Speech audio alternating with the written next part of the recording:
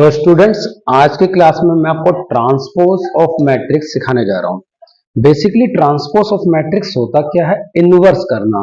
अब इनवर्स करना क्या मतलब? रो को कॉलम में चेंज कर दो और कॉलम को रो में चेंज कर दो। समझिए, कोई भी एक मैट्रिक्स जो m इंटू एन के फॉर्म में है, ठीक है, तो अगर मैं ट्रांसपोज करूंगा तो m की जगह n आ जाएगा और n की जगह m आ जाएगा, मतलब रो की जगह कॉलम आ जाएगा और कॉलम की जगह रो हो जाता है। इसको हम बोलते हैं transpose of matrix, means interchange row into में कॉलम। फर्स्ट देखो, जैसे मैंने क्या लिखा कि if A is the matrix और इसके अंदर कंपोनेंट क्या है? ए, आई और जे। अगर मुझे इसका ट्रांसपोज करना है तो आप देखोगे ए जे इंटू आई हो जाता है और जो रो है वो कॉलम बदल जाती है और कॉलम क्या है?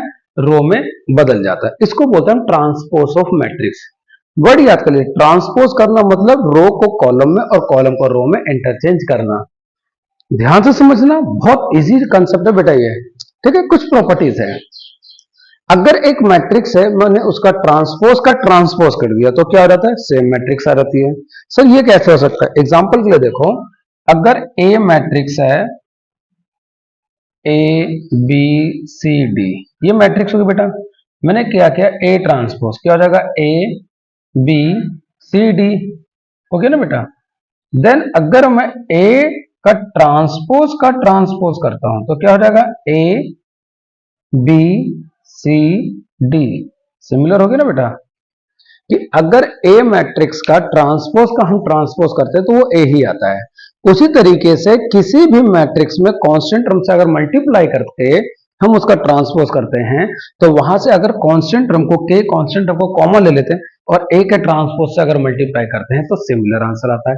देखिए, फिर आ जाता है कि a प्लस में b का ट्रांसपोज हमेशा a ट्रांसपोज इक्वल में a ट्रांसपोज प्लस में b ट्रांसपोज होगा। तो देखो, एक मैट्रिक्स है 3 4 5 6 7 8, ठीक है, 2 रो और 3 कॉलम है। तो इसका ट्रांसपोज जब करूंगा मैं तो यहां पर आप देखोगे कि a का ट्रांसपोज किया, देखो यहां पर समझना, a का ट्रांसपोज यहां पर हो रहा है तो क्या हो गया हमारे पास? 2 कॉलम और 3 रो हो गए, 3 इंटू में 2। देखो रो कौन से? तो बेटा ये R1 होता है, ये क्या होता है? मेरी R2 होता है और ये क्या है? R3 होता है। अब कॉलम क्या है सर? ये मेरा C1 है और ये क्या है? मेरा C2 है बेटा। सो अब आप देखोगे कि स्टेप में 3 इंटू में A है तो इस 3 से ये कांस्टेंट टर्म है, इसी को मैंने K लिखा हुआ। 3 3 जा 9, 3 4 जा 12, 3 5 जा 15, 3 6 18, 21 और 24 आ गया। देन अब इसका ट्रांसपोज किया, 2 इंटू में 3 का ट्रांसपोज किया तो क्या आ जाएगा? 3 इंटू में, देखिए ट्रांसपोज का मतलब समझ में आ गया ना, रो को कॉलम में चेंज कर दिया। सेकंड, अच्छा ये निकल गया। अब 3 इंटू में ए अब ए ट्रांसपोज निकल गया। ए ट्रांसपोज को हमने क्या? कांस्टेंट टर्म से मल्टीप्लाई कर रहे हैं। 3 3 जा 9, 3 4 जा 12, 3 5 जा 15, 18, 21 और 24 बेटा यहां पर आना था। सो हमने क्या देखा कि 3a का ट्रांसपोज हमें किसके इक्वल आ गया? 3a ट्रांसपोज का। यानी कि कौन सा आइडेंटिटी?